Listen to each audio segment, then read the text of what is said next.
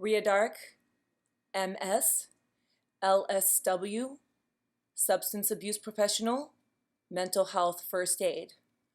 Unconscious bias in the new reality. Okay, folks, thank you for joining us today, whether it's your morning, afternoon, or evening, or maybe even later than that. My name is Rhea Dark, and today's program is going to be about discussing unconscious bias. As we are all fairly aware, we have a lot of people kind of judging each other. We have a lot of civil unrest. We have people assigning value to certain things that they see each other wearing or practices that they're having. And so what this has led to people really becoming fractured. And it's so important now, especially where we're dealing with trying to change policy, or we're coming back to work in a blended format, or schools opening, or social situations. And we really need to kind of start becoming aware of what our blind spots are.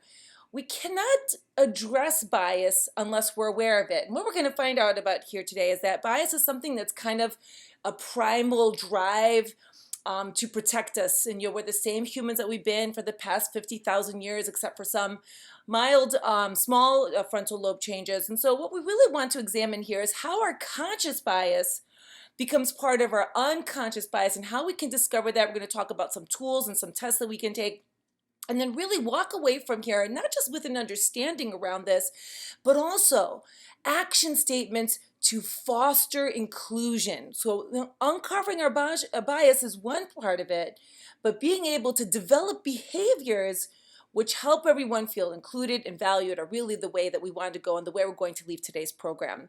So as we face our new reality, let's see how we can become the best that we can be towards connecting with others, being able to treat others without any type of prejudice or unknown prejudice, and developing more of an awareness and developing those action statements. Okay, the first thing we want to talk about here today is something called the cultural iceberg. And so when I talk to people around, talking about this subject, or even doing fostering inclusion trainings, and we're in person, I tell people, look around the room. And I want you to see everyone that's here in this room in this training with you. And I want you to think about what it is that you know about them, just based on what you see. And what we see about the person is just the tip of the iceberg. What we see about someone, say if you were to be looking at me, you might say, okay, so she's, appears to be female, she might be middle age, she might have some, ethnic traits to her. She seems like, she gives examples about kids, so she must be a mother. But really, that's not everything that, you know about, that one could know about me. For example, other than the fact that I have 2 kids, I have 5 cats, I raise butterflies, I pet bumblebees, I am, an avid gardener, obviously. There's just a lot about me. I like to sing. I like playing Jenga. I really enjoy playing euchre. So these are things that we don't see about others. And so if I were to use the tip of the iceberg to make judgments around people, like, oh, this person and I have nothing in common, I might miss out on meeting a fellow butterfly rancher. And if you've ever raised a caterpillar to chrysalis and released a butterfly, you're hooked. So I would definitely find someone who's very passionate in that. We can compare notes. If our caterpillars need food, we can exchange food. So there's a lot going on here. So if we look at the not visible part here in this cultural iceberg, think about some of the fun stuff that we would miss out on. We would miss out on learning about other people's life experiences, being open to how other people spend their time with their family, finding out about some of their heritage, and just taking a look at their worldview. There's so much more about people that we can discover and enjoy and really connect to in these workplaces where we're working alongside people who are very different from us. Some people like are cat people, some people are dog people, some people are vegan, some people are keto, some people like classical music, some people like hip hop. So and some people are yogis and some people are runners. So we miss out on all of that. So what we want to do here today, and really at the heart of today's program, is finding out what some of those biases are that we have that we're not aware of. we're not aware of. And as I grow older, I become more and more aware of how some of these things came into play in my life. Growing up as a daughter of immigrants, there was talk about Americanos versus my Greek family, and then how we like to eat, and they're very demonstrative. So, if I hadn't grown out of that and learned that, I really need to take a look a little bit deeper and really get to appreciate and value something that everyone has to offer, we are going to be missing out on some of these things and not examining them. So that's what today's program is going to be, examining our experiences that we've had growing up and how those influence some of our unconscious bias, and figure out what those places are. Because, just in general, we really do miss out on great opportunities, and we're going to really talk about that. So, now that you've looked around you and you've thought about the people that you're looking at and what you know about them, just based on, that limited information about them, which is the tip of the iceberg. Now I want us to start thinking about the people that we are going to be in a room with, whether we are in a bus or at a bus station, or whether we are at a park, or whether we are in the workplace, or whether we are, at a gathering, or wherever that might be. I want us to be open to the idea that the vast majority of this individual before you is hidden from you. And unless we take these opportunities to get to know others and, make sure that we are aware of our unconscious bias and we don't let it impact our behaviors, we can have a much richer life, and also much more successful relationships with your co-lifers and your co-workers. So we really want to understand, what is this concept? So as I mentioned, we're going to talk about cognitive bias and then take a look at how that becomes unconscious bias. And then, find what our own is. There's not going to be, obviously this is recorded, so there's not going to be any sharing, but for yourself, I really want you to be honest with yourself. This is a safe space. There's no one looking over your shoulder and looking at your answers. We're going to talk about the IAT, the implicit association test, that we're going to take a look at the Harvard review made. It's really great. I'll have the link for you if you're interested, and some other tools that you may want to utilize. But a lot of fun taking those tests, because every time, even when I do them, I realize that I grow and I see the world a little bit differently each time. So this is an ongoing thing. So wherever you are right now, I don't want you to feel bad. I don't want you to feel shame. This is not about being punitive or, saying how, shame on you, that kind of thing. We just want to take a look and really understand, what is that impact of prejudicial behavior, which will happen if we don't have that awareness. And so we want to break those habits. We want to take a look at even some barriers. There's some fear starting to, strike out into the unknown. We want to explore ways to contribute to a positive and inclusive culture, leaving here today with holding ourselves accountable, empowering us, and getting really excited around that. So yeah, today is going to be kind of like this development of awareness and then development of skills, and you'll leave here today feeling really good about yourself and what you plan on doing moving forward. So what is cognitive bias? So basically, as I mentioned, we're the same as primal man. So this cognitive bias, when we see people who are different than us, okay, we look at them in a way where, they might be a threat, that they could pose a problem, that it's going to be uncomfortable. I have no right to be with these individuals. And, that was part of a life or death situation. So basically, if the people in my particular city, village, what have you, we dressed a certain way. We had certain ways of wearing makeup. We had certain ways of wearing headdresses. We had certain ways of wearing jewelry. We had certain ways that we called out to each other. That's how I would immediately recognize someone from my tribe, my group.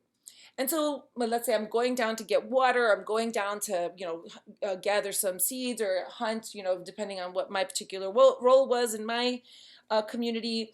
And then I see something moving, and I recognize that it's another human, but this person is, again, marked differently, dressed differently. And so this individual can be someone who has their own village, who can come and plunder our village, or they can, take some of our resources, or, we might be competing for the little bit of water that's here during the rainy season. So that allowed us to kind of protect those that were part of our tribe. So what we want to start to do now is understand that this preference naturally will bypass our normal, rational, logical thinking. Okay, and so be aware of that. Like, hey, that's just kind of a normal thing, right? And we use this, it's in our intuition, how we feel about things, and a particular affinity that we have. But now what we want to do is look at the people that we're working with, that we come to the table to and have meetings with. We want to look at these individuals and look around at these people and say, these people are my tribe. And so now I want to have a different kind of bias around, these are the people that I need to work with. We need to work well. If they win, I win. We all have the same goals. We're all hoping that our organization does well, especially in these times. We hear about so many places, letting go of individuals and furloughing others. It's really important for us right now to work hard together, work well together, communicate with each other, become innovative, and not allow some of these biases to get in the way. Where, we might see someone who, doesn't feel safe enough on the one end of the continuum that you're working with, and another person that feels like their rights are being taken away. And we need to not have any biases around these individuals other than, okay, this is where they are. Right? Their perception is their reality. We have to remember that. However you choose to perceive the world is how you're going to experience it.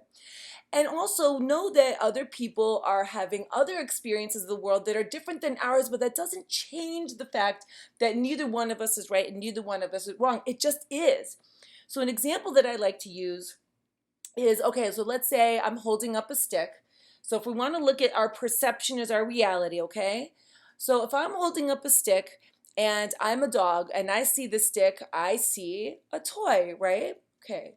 If I am an angry person, right, what do I see? I will probably see a weapon, okay? Now, maybe I'm a musician, and a musician will look at this look at this stick and see an instrument of some sort, whether it's a conductor's baton or whether it's, a drumming stick. Maybe someone who's cold will look at the stick and say, oh, wow, look, that's firewood. I can warm up from this. And maybe someone else looks at the stick and just says, meh, it's just a stick. And you know what? They're all correct. So depending on their perception, this stick is a toy, a weapon, an instrument, fire, or just a stick, and they're all correct, and they're all looking at the same exact thing. So that's how I want us to kind of understand that no matter where people are, we want to kind of meet them there and take these opportunities to help each other explore some of these things and work past them and try to say, hey, whether I agree with people, whether they feel safe enough, whether their rights are being taken away, I need to work with this individual, so I have to figure out a way to, be aware of my unconscious bias and address it. So, because when we're not aware, okay, that's when we creates that conflict, right? Because again, we have that natural urge to categorize people, right? And now we want to counter that with, you know what? I am going to go out of my way to make sure that everyone feels valued, that everyone's being addressed in the same way, that everyone's given a seat at the table. Everyone's having the opportunity to collaborate on projects. We want to make sure that we are looking for these opportunities to build those bridges. Okay, so an example that I might have for myself personally, I'm very, very particular about what myself and my family put into their bodies.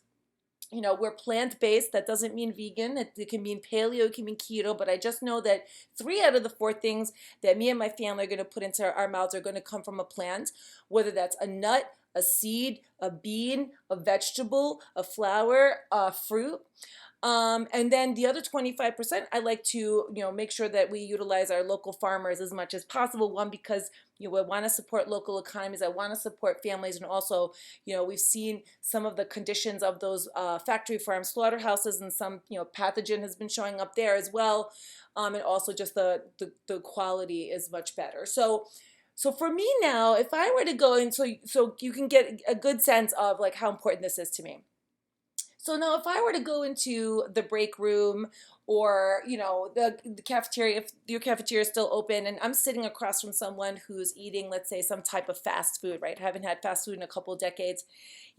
My unconscious bias, and I'm fully aware of this, will immediately think to myself that this person doesn't care about their health, doesn't care about the planet, doesn't care about the condition for the animals. They don't, how could they be doing to themselves? This is toxic. And then just kind of not take the opportunity to get to know this individual, just sit down and have lunch and talk to this person.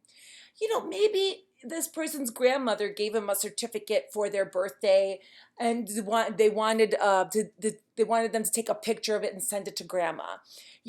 Maybe they've never had it before. So, we really want, if I were to make a judgment call around this person with this unconscious bias that I have, I would have missed out on the opportunity in getting to know someone. And maybe, they didn't know about these things, and maybe they have a conversation with me like, oh, that looks so delicious. I'm like, oh yeah, I always pack my food. And maybe they just never really thought of that.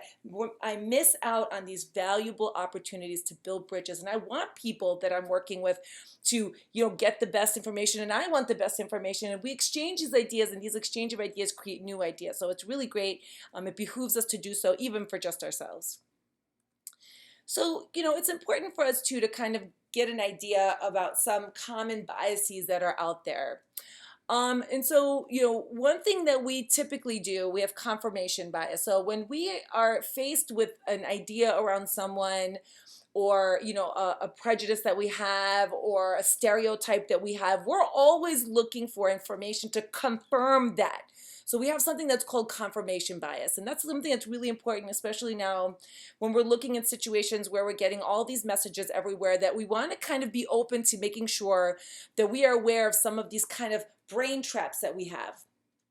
Beauty bias, we automatically think that people who, have certain features, that they are smarter, that they are nicer, that they are more worthwhile, that they have more value, that we want to be around them. Again, some of that programmed into us in terms of symmetry and things of that nature, and signals of fertility, but just in general, if we aren't aware of that, and we begin to have hiring practices where we're only hiring people who are attractive because we make those attributions, we could be missing out on some great talent. We have affinity bias, wanting to, people that like ourselves around us.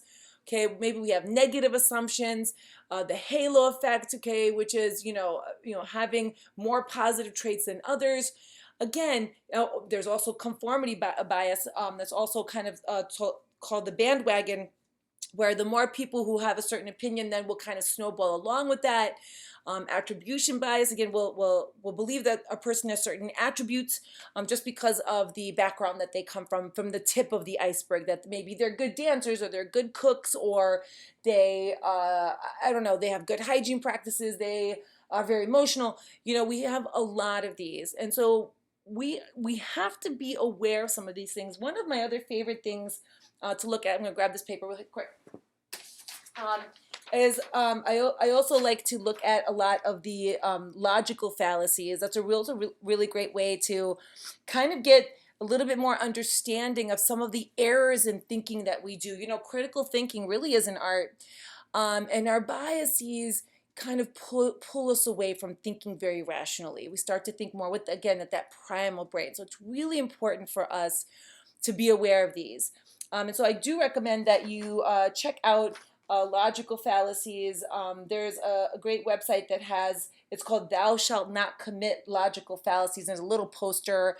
And then I regularly look at that a lot of times when, I'm thinking about, debating something in terms of, with other medical professionals, or whether I am considering about crafting a message in training other mental health professionals to prepare them for the work that they have ahead in the new front line that they're going to be.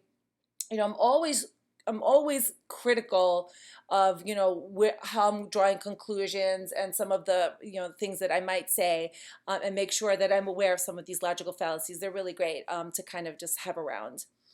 Because if we're not aware, then it's going to impact our communication with others.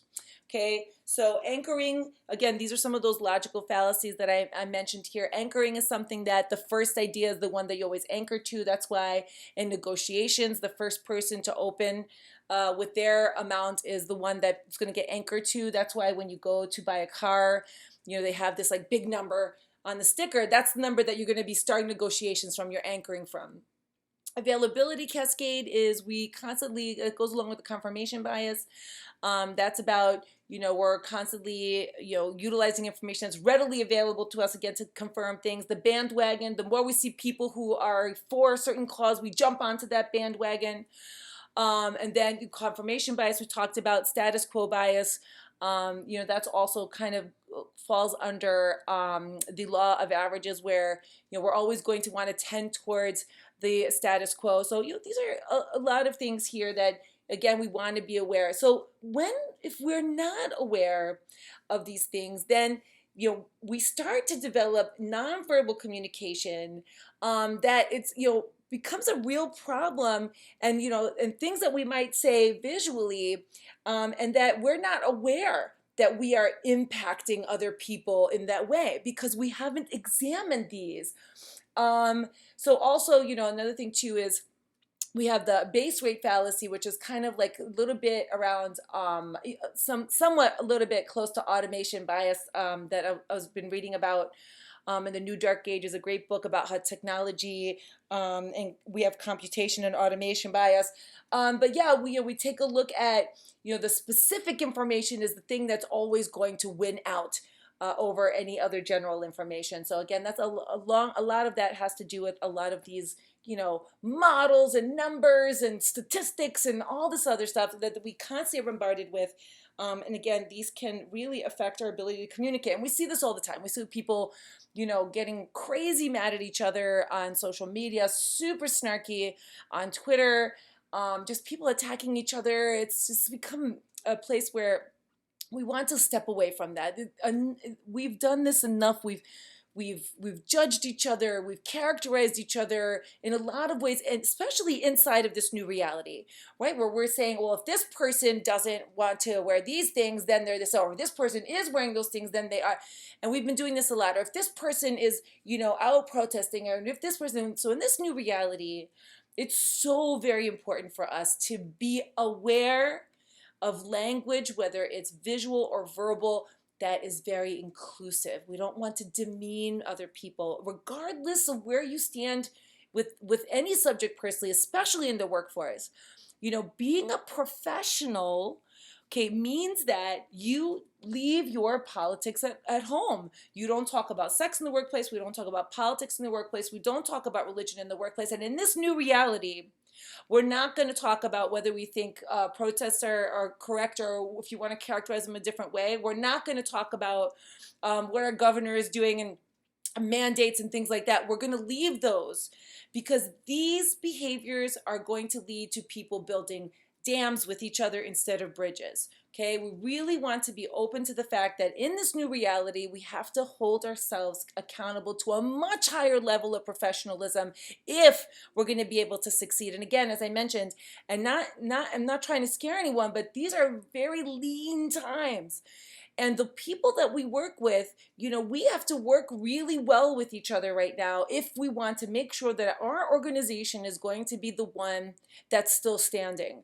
So you're doing this not just for you. You're doing it for you. You're doing it for your coworkers and their families who live, work, and play around your family. And we want our communities to be successful because inside of, we have three psychological impacts of an outbreak. And we're talking about outbreak of civil unrest, outbreak of the pathogen, any kind. But when we have something major happening, for example, for the first thing, we have this outbreak of anything new happening, whether, if we want to look at something that has a kind of a historical echo, 911,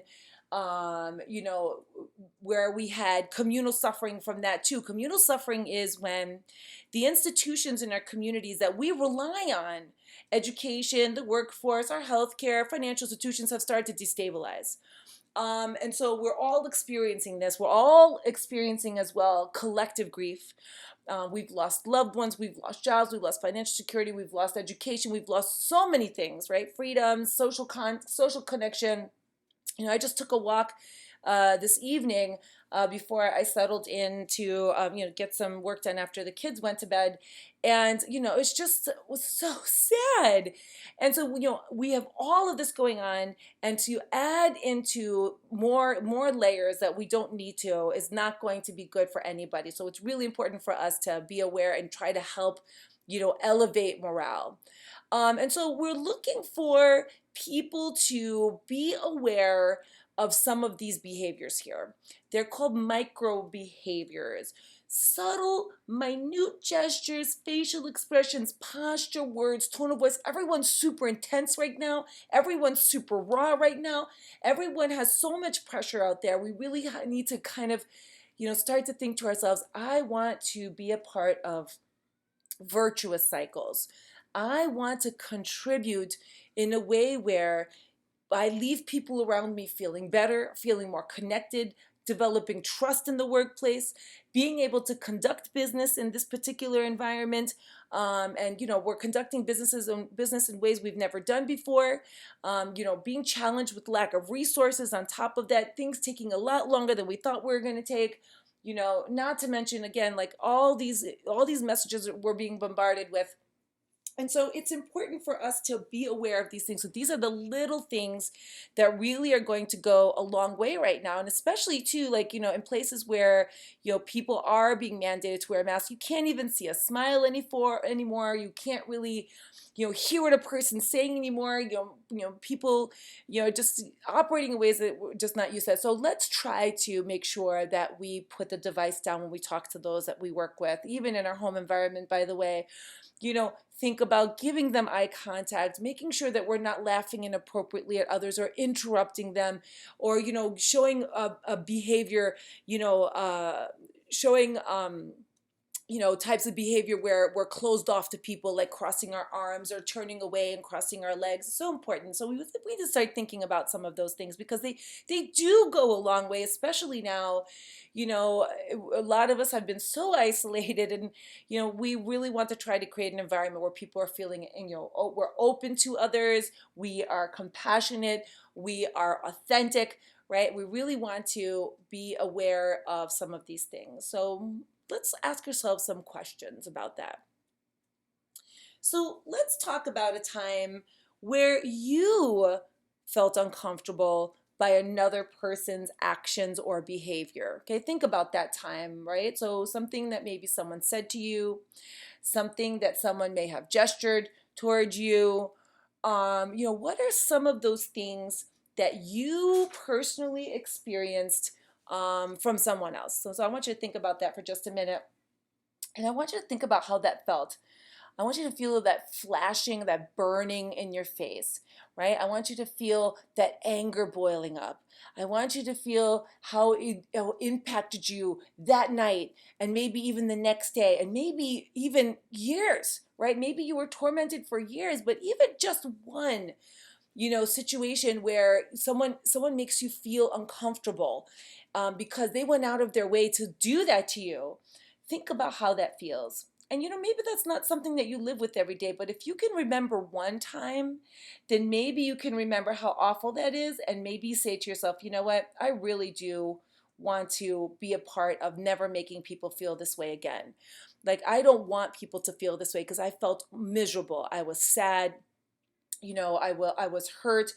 So many different words that we can use here, but certainly we felt pretty rotten. And we certainly don't want to be a part of doing that to others and being a part of vicious cycles. We really want to all be a part of these virtuous cycles moving forward, and we can do this.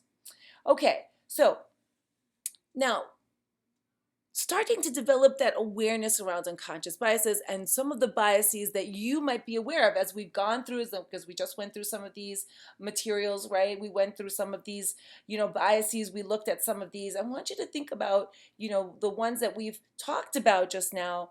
Do you have any experience with these for yourself?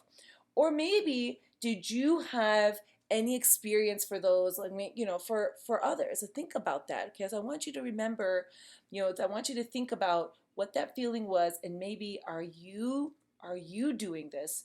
I want you to start thinking about holding yourselves accountable. Now, Maybe you're like, whoa, I think so. I think that might be the case. I want to challenge myself to not be a part of this. So one great tool that you can use, and I'm not sure if you can just copy and paste this, but if you just go to the IAT Harvard, you'll be easily it'll be easily discovered. And so it's great. They have all these different areas, whether you have implicit bias towards gender, whether you have implicit bias towards age, or whether you have implicit bias towards certain job functions. There's a lot of smaller subcategories. So feel free to take it and take it again and take it again, and take different ones for different areas and see where it is that you need work. Now this is not like this is who you're going to be forever. I mean, we're a work in progress. And when you are like thinking about working on yourself, slow down. It's a construction zone. Take your time. You really want to take time to like really think about each one of these areas. But the questions are so great. I mean, they're also designed. You really can't fool them. So don't worry about that. You feel free to take the test and be completely honest. No one's harvesting your information. You don't have to put in your name or any other identifying information whatsoever. So please, I highly recommend. And it's fun to take the test. Like even when I know it's funny to say it's fun to take the test, but it is. Because what's our favorite our subject? Ourselves, right? Um, or maybe our kids and ourselves, or our fur babies and ourselves. But in any case, you really get to spend some time like thinking about things. So if you really want to take a look at examining your unconscious bias, taking the IAT is one great way to do it. Okay, and so again, just kind of to really kind of drive home the fact that unexamined unconscious bias. So you have to take these tests. You have to really examine these things if you want to say, I'm working with my unconscious bias. Okay, because if we aren't aware of it, we're not aware of the impact. Okay, so overcoming this means that we're engaging in behaviors that foster inclusion, as I mentioned, because diverse workforces are better able to compete and succeed in the marketplace. And you know why? Because remember when I talked to you guys about like looking at the stick, right? And like, someone saw a dog saw a toy, the angry person saw a weapon, the musician saw an instrument, the cold person saw firewood, and some person was just like, I just see a stick. If we were to look at this from the perspective of these are members on a team, and each of these members on the team have a different point of view, right? Now, if we look at the stick now as a problem, each person on this team is going to have a different solution for this problem, and they're much more likely to solve it. So they have greater creativity, flexibility, potential, and not to mention, we are aware that, we need to hire people from all different types of walks of life, right? Whether it's age or geography or ethnicity or lifestyles, we want to make sure that we are aware of the biases that may impact some of our hiring practices, and we want to get truly the best person for the job. And we want to look at the fact that every single person has something unique and valuable to offer. I mean, the way I like to talk about it is I like to talk about it in terms of, Mission Impossible.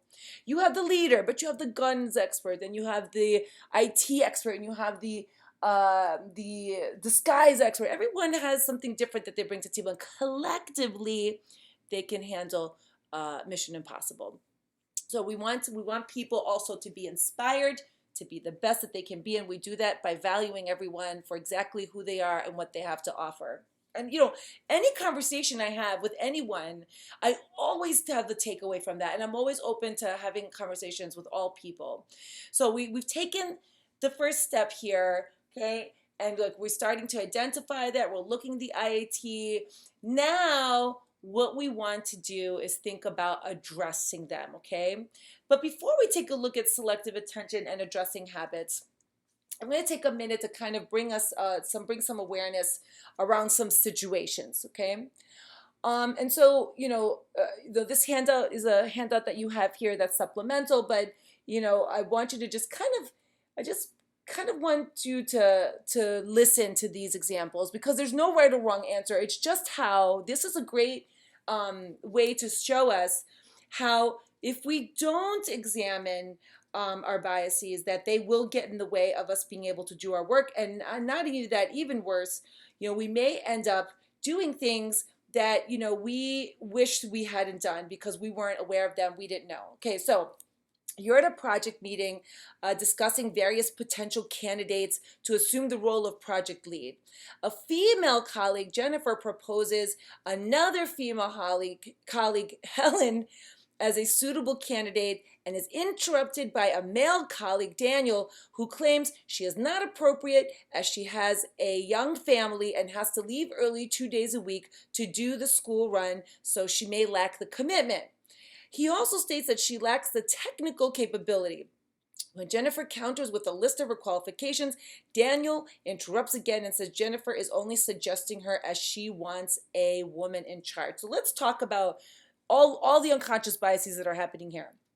We have someone Daniel, who is, assuming that, that they want to hire a female colleague just because, okay? And maybe Daniel is right that her being, young, having a young family is very demanding on her time. That's not to say that, we would be penalized for it, but I mean, that if we have projects that require us to be there collectively to finish, it may not be the best fit. At this point in time, and maybe some other project would be a better fit for her. It could be that, she doesn't have the technical skills. So what's going on here is, rather than people having real conversations with each other, because we have biases, because we assume that others have them as well, we're not having an open conversation about what's really going on. And it could be, that they do want to have a female colleague because they want to bring them up, or whatever the case may be. So what we're missing out on here is the ability to have these conversations, because we're all operating under these unconscious biases. Here's another one. Your team has been scheduled to attend a series of 6 workshops to learn a new product. A colleague, Claudette, has been 10 minutes late to each workshop run so far, and on the 4th occasion, a colleague loudly complains she is far too laid back and implies it relates to her being Jamaican. A few other people in the team laugh at this, and when Claudette arrives and apologizes, the colleague laughs and jokes, "It's all cool, man," which everyone laughs at. So once again, what's going on here?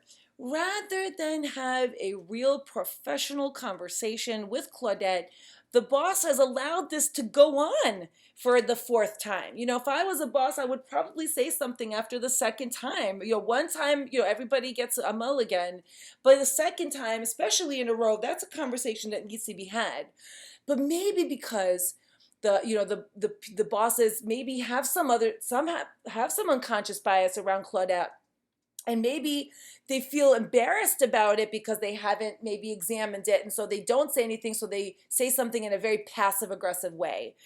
And it could be that, we missed out on the opportunity to have a conversation like, "Hey, Claudette, this has been, 2 times and whatever, is there something going on?" So an opportunity to reach out and see if our fellow coworker has an issue that maybe, they have a older adult that's sick and they have to take them to the doctors, or of a child, and, now that they might be now head of household and they have to take them to a different daycare. We're missing out on opportunities to have real conversations. And that's the point of that, because our unconscious biases keep us from having real conversations.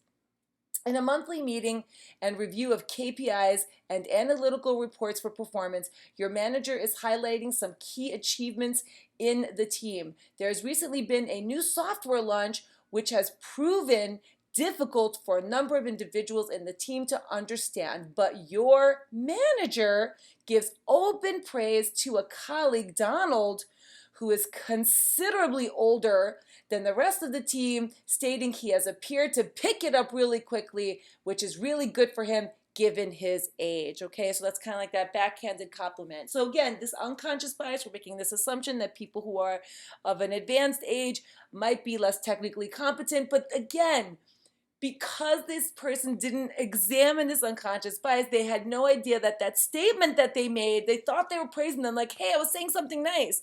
Yeah, but you were making an assumption that this older person wouldn't know how to do this, and we're praising them as opposed to praising anyone who could have done well. Again, we don't examine them, We don't have the opportunity to check ourselves in a real way. Last one. You're having a meeting with your manager about your workload and discussing the possibility of a colleague helping your team with the preparation for an upcoming client presentation. You suggest Dylan, a colleague who is relatively new to the organization, has excellent technical competency. Your manager appears hesitant and says he probably won't work well in a team. And when you ask why, he replies saying that Dylan is autistic and he has concerns he won't do well in the group as he has poor social skills and is probably best suited to working alone. So Daniel was able to get this job and he has the technical competencies. We haven't even given him a shot. And that's the situation. That's the kind of things that we do. And again, this manager may be looking out for his best interest, like, oh, I don't want him to put in a situation where he's going to feel uncomfortable, right? So that the road to H is paved with the best intentions, right? So he has the best intentions here. But who knows? I mean, whether or not that's true, whether or not, Daniel's somewhere on the spectrum, maybe Daniel, this would be great for him. We don't know. We have to let people, give them the opportunities. And that's something that we can begin looking at through selective attention. So we not only do we address, when we addressing unconscious biases, not only prevents us losses in diversity, but also can contribute to innovative thinking and increase productivity. So now we look at people who might have young families, who might have autism, who are older, this and that, as just great people who have a variety of experiences and expertise and the points of view we talked about, perceptions being their realities. These working groups really get to benefit from that. And so we want to really focus on what is valuable about those around us. Not, are they like me? Do they work like me? Do they have the same work ethic? I mean, you really don't know what people are doing 24/7, right? So if we start to look selectively and look at and say, oh, I'm going to find out what's great about everything and everyone around me. That is your experience of life. And then that leads to some of those behaviors that I mentioned that foster inclusion. Selective attention is so powerful, by the way. There's a video on YouTube. It's an old experiment, and on the stage, so spoiler alert, if you're going to listen to this part, you're not going to be able to actually see this, but you can replicate this with a friend later and you can see them do it and you'll say, wow, I can't believe it. So anyway, so it's a video and you're seeing a handful of people on a stage and they're like, passing the ball back and forth, like think of NBA, like really slick. And then there's an announcer who says, hey, can you count how many times the ball hits the ground? Get ready. On your mark, you said, go. And, you're watching the ball. You're going to count all the, I'm going to get it right. I'm going to get it right. You're watching the ball hit the ground, counting. Okay, then stop. Okay, stop. All right, how many times did the basketball hit the ground? And you're like, 15. And they give you the number. It's 15. And you're like, oh, yeah, I did it. I got it. Yeah, I was paying such close attention. And then that says, but did you see the grown man walk across the stage in a gorilla suit? And you're thinking to yourself, no way. Well, play the video again and you will see a man, full-grown man, not run across, not in the background, right in the middle, walk around, walk in the dance, stop in the middle of the frame, dance, and walk off. And you just cannot believe it, because that's how powerful selective attention is. So now if you go find the video again, find your victim, ask them if they would like to try this experiment, and then you can see the power of selective attention actually work yourself. And the same thing happens. We all remember things differently, because in our field of vision and what we experience, our brain can't possibly take it all in simultaneously. So we only pay attention to things that we selectively pay attention to. So that's something to keep in mind. All right, so now let's also talk about addressing habits. Okay, so let's develop this awareness around what our belief system is. Be conscious of some common phrases which may not, land really well. We want to use neutral language in all correspondence. Okay, stand up and speak up when we see things that aren't right. Not as a way to shame anybody. It's an opportunity to educate, especially if it's the first time. Or maybe now you've decided that you're going to let people know when things are, you don't like them. And we just say, you know what, I feel uncomfortable, use an iMessage. It's a communication technique. I feel comfortable when this nickname is used for me.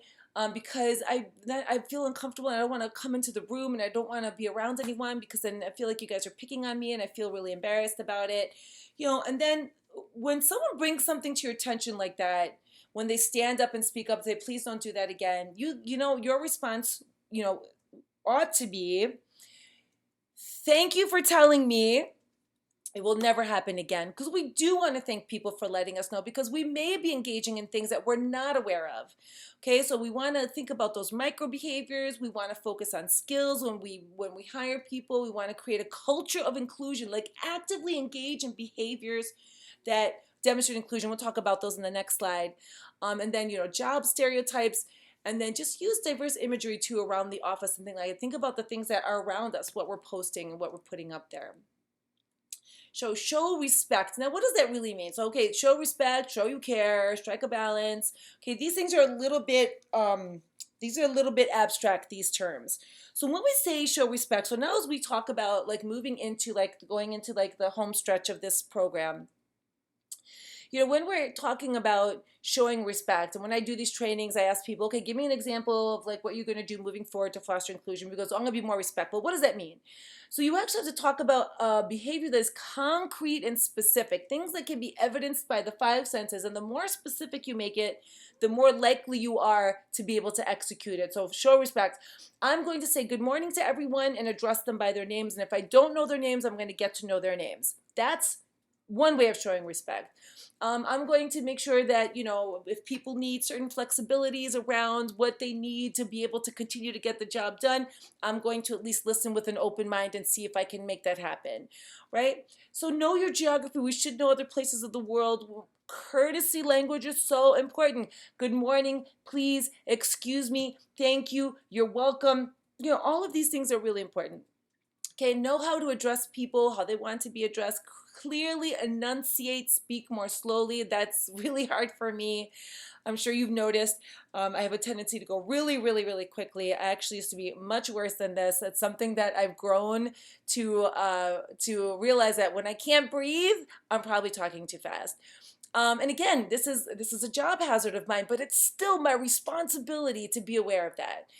Make sure when we use acronyms, we define them, especially when we're talking about people who are newer, who may not know. We want to be careful of slang and jargon. Again, just things that don't really help build bridges. And then champion anti-bias behavior. We really want to, when we recognize that we have done a really good job, we want to say attaboy, attagirl, congratulate ourselves. And remember, these are opportunities to enlighten and educate. Sometimes people just really don't know. And I know, myself included, now, being a clinician, I have a different level of awareness, and a substance abuse professional, different level of awareness, and all these other things that I work on. But I know when I was younger, I didn't know that some of the things that I was saying were horrible, and these are not like the big things that we all obviously know. These are things that I wasn't aware about how offensive they could be. We just really want to kind of we want to really mind our manners, think about how we're addressing people, just really really be aware of we want to make people feel good about being in our presence and comfortable, and that they can communicate with us, and that we're open, and that we are trustworthy. Work groups that trust each other, they communicate with each other, they help each other. They're not afraid. They are actively engaged employees. This is what we want. People are coming in, hey, let's go, let's get the job done, right? As opposed to disengaged employees are just kind of doing their thing, and then actively disengaged employees are the ones that are really going around with gossip and rumor and the pranks and some of the things that we saw here in some of the case studies that we did. So remember, to minimize the facade, we do want to spend time reflecting on our childhood and our upbringing and some of the biases and beliefs that we've gotten from there. And again, the IAT is so super helpful from that. Okay, think about when you interact with others, are you going there seeking something from them? Being able to find something that you've learned from them, right? And then look at your own attitude and behaviors to see like what could we be doing to be even better. Are we working intentionally to develop inclusive practices? As I mentioned at the top of the hour here, I mentioned a little bit about, the blind spots. So, here's a Johari window. It's really great to kind of start to think about some of these things that I mentioned earlier, thinking about those experiences that shaped us, thinking about how it's impacted us and how our behaviors, come from that, and that we really want to be aware of that. So think about the things that are known to yourself about some of your biases, and the things that and that are known to others, right? And then the ones that are not known to self and that others see about you, those are our blind spots. And then not known to self, not known to others, those are some of the unknowns, okay? And then not known to others, but known to self, these are things about ourselves that are just kind of hidden. So I want us to start, kind of think about some of these things. Now, how would I know what my blind spots are if I don't know what they are, Ria? Start to think about some of the feedback that you're getting from others, whether it's micro gestures you see them doing, whether it's how do people leave the room when you show up in the room, and not to make you paranoid, but just to kind of think about, how we want to, project ourselves. And so that's something that's, important for us to do. Barriers to moving forward. Of course, is something that we really do need to be aware of, like rude hand gestures, touching. I mean, outside of our current reality, the new reality, it's just not something we want to do anymore. And I even said, I used to say that before, and appearing self-important, asking lots of personal questions. You can get to know people without asking personal questions. Remember, we don't discuss religion. We don't talk about politics. I know even before this whole situation happened, I would go into workplaces and people would tell me, it's very important. I was like, okay, well, if your politics are that important to you, please, as soon as you leave work, please go report to your local candidate's office and get them elected. But of course, people aren't doing that. We're not trying to debate these things at work. It's not going to change anyone's mind. And we're just taking away from being able to actually work, and then also destroying some of those relationships which can serve us. And again, so important for us to stay productive, innovative, to be able to continue to do business if we're going to thrive in this new reality and get through it. Survive and thrive in this new reality. Okay, so don't discuss the politics surrounding the pandemic. Please do not. Do not say if they wore a stupid mask, assuming that everyone feels that way. We don't want to say that, oh, it's a stupid mask, whatever. Just please, we don't want to use those words. We just want to follow the policies and the procedures put in front of us. And if there's some reason that you feel uncomfortable, the appropriate channel is your HR, is your manager. And if you still don't feel comfortable talking to them, you can always talk to any one of your employee assistance programs or employee family assistance programs, and you can get some support from there. Or maybe someone that you look up to, or maybe you need, this is bigger than you need to seek additional help, like many of us have been doing. Remember, even if you unintentionally cause embarrassment, intention doesn't matter, right? We have to still hold ourselves accountable for behaviors. Okay, so we don't want to shame others for their choices. It's not at the workplace, right? I hope that you don't do this in your personal lives, but it seems like a lot of us are doing it. So we really don't want to do that. Showing the soles of your shoes, which is, how well heeled you are. Okay, giving a hard no. I always recommend that people say, okay, no, I would love to, but I can't. Right? People say, well, what if that's not keeping it 100, right? So keeping it 100 usually is the introduction to becoming rude.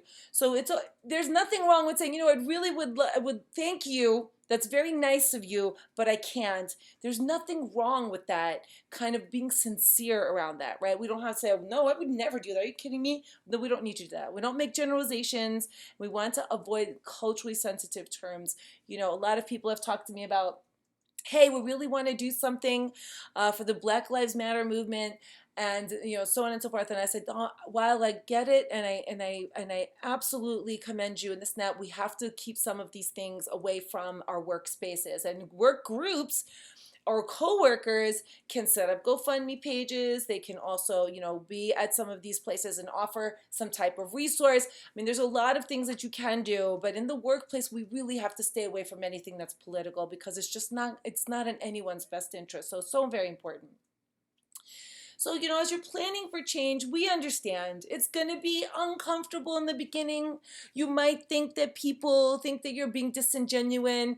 I don't don't see that happening when people make genuine efforts. And we talked about some things that you can actually do. So you have been given some really good tools. Okay.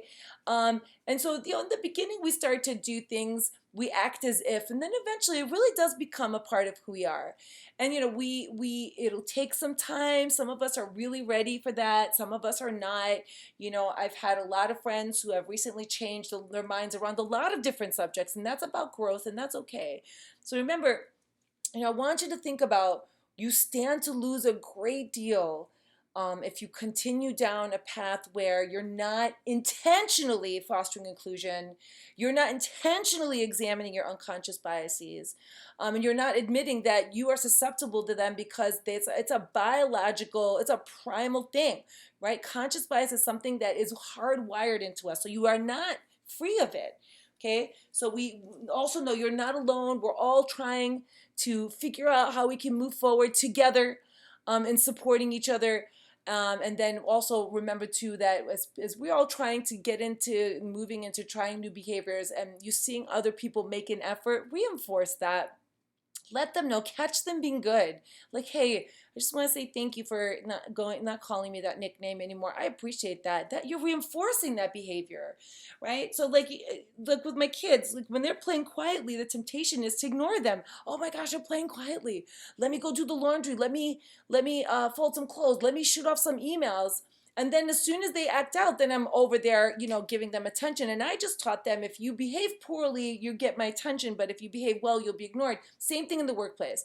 We really want to stop paying attention to the people who are making some of those comments that are inappropriate and the type of humor at the expense of others, because that's bullying, or that are gossiping. And that behavior will extinguish. Okay, so we want to continue to reinforce those positive behaviors. So commitment to fostering inclusion involves the platinum rule. Okay, so the platinum rule is around, so the golden rule is treating others as you would like to be treated, right? Well, we want to do better than that. We want to do the platinum rule. Okay, we really want to treat others as they would want to be treated. And how do I know how someone else wants to be treated? Well, we get to know them. Okay, so now in this moment, we talk about, driving positive change. And when we talk about really wanting to be a part of those virtuous cycles that I mentioned, I want us to think about now some of those action statements. What are some things that you are going to do, that you're actually going to do moving forward? What is it that you would like to contribute? Or maybe there's something that you've been doing that you're not going to do anymore. Think about that. Think about some things that maybe you can say that are questionable. And you can say, you know what? I'm no longer going to, assume that calling this person a nickname is okay. I'm no longer going to assume that everybody knows that they're welcome to my lunch gatherings. I'm not going to assume anymore that people understand that I'm uncomfortable, which is why I don't say good morning, right? We really want to start thinking. So, 3 action statements. One can be take the IAT multiple times and look at the results. Another one can be, I'm going to refrain from making any type of statements around the pathogen or any things related to the social unrest in the workplace. Start to think about some things that you are committed to doing moving forward. Maybe, some questionable sayings that you've made before. I mean, we do it all the time. I mean, we even do it like for gender. We also, we always think that it's okay to say, millennials, and start to, stereotype millennials. And, I imagine they're tired of hearing about it in the news all the time, because I know I'm tired of reading that word all the time, because, it's really not okay. We think it's okay to say, you millennials, and we're just joking. It's no big deal, but it is. We don't want to use that kind of language. So if that's something that you've been using, or boomer, these are things that we don't want to utilize anymore. It's very important that we don't.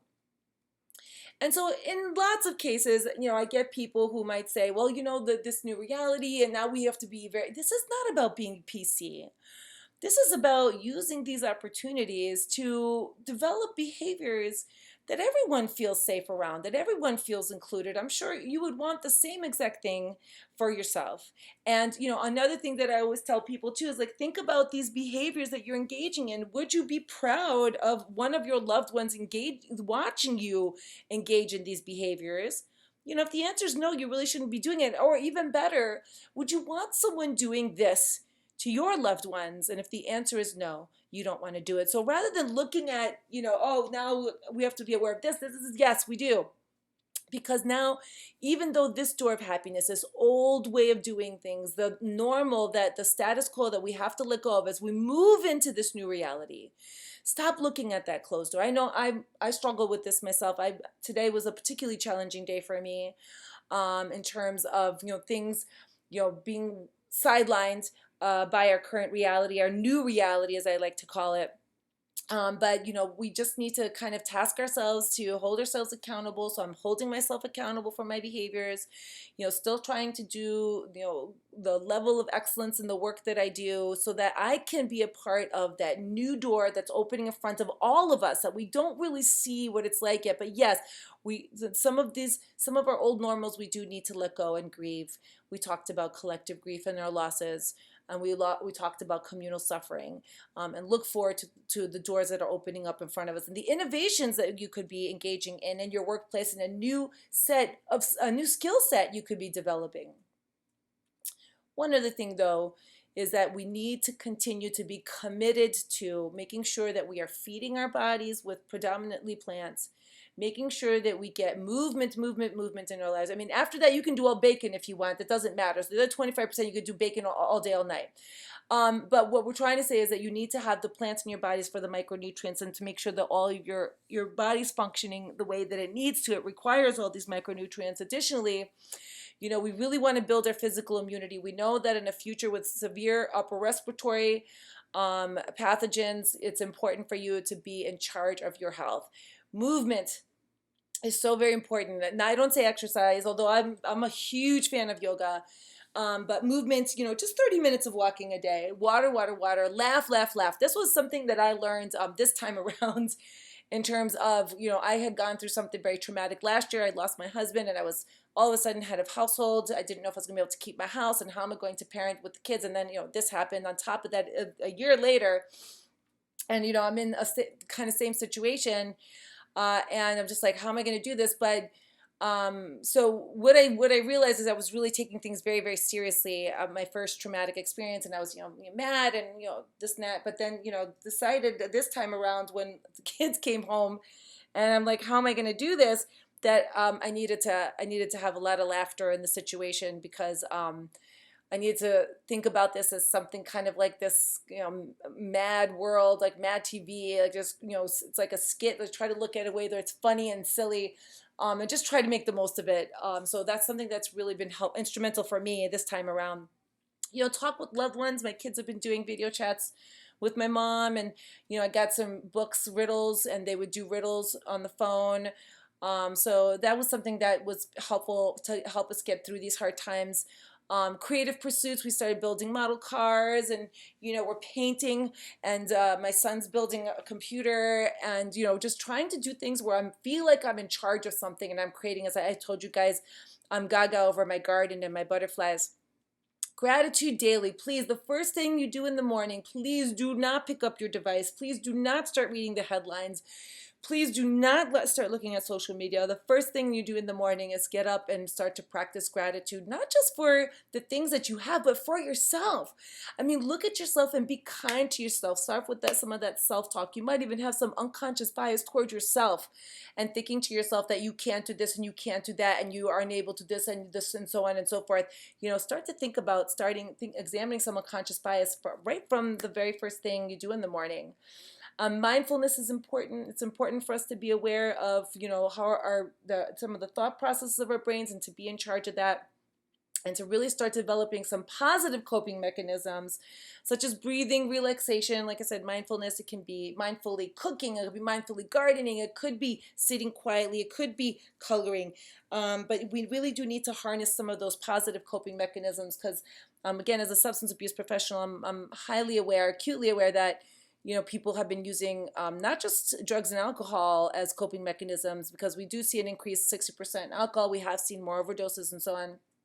But also, people turning to video games.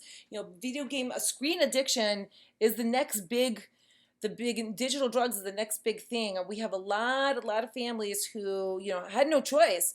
but I don't really know how that's going to play itself out.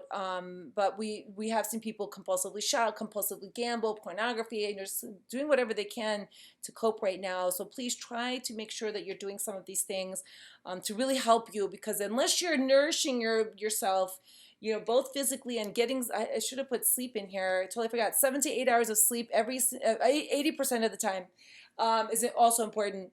But yeah, you need to be taking care of yourself to be able to do some of that higher level cerebral functioning, like examining your unconscious bias and like developing those action statements towards being a part of those virtuous cycle and fostering inclusion in the workplace. And finally, you know, happiness is when what you do, what you say, what you think, what you say, and what you do are in harmony. That's great, right? So really, when you examine those unconscious biases, it's what you really believe as well. I define joy as a sustained sense of well-being and internal peace, a connection to what matters. Absolutely. So stay connected to what matters.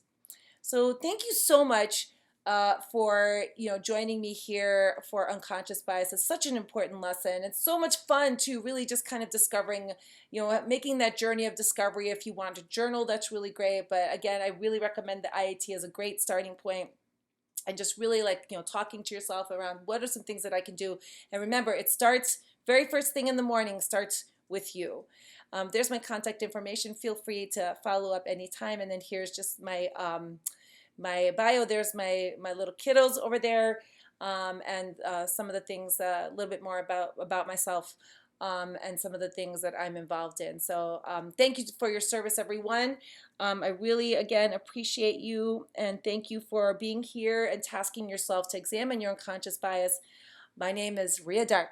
Have a great night or day or whatever it is. For me, it's nighttime here. So thanks again.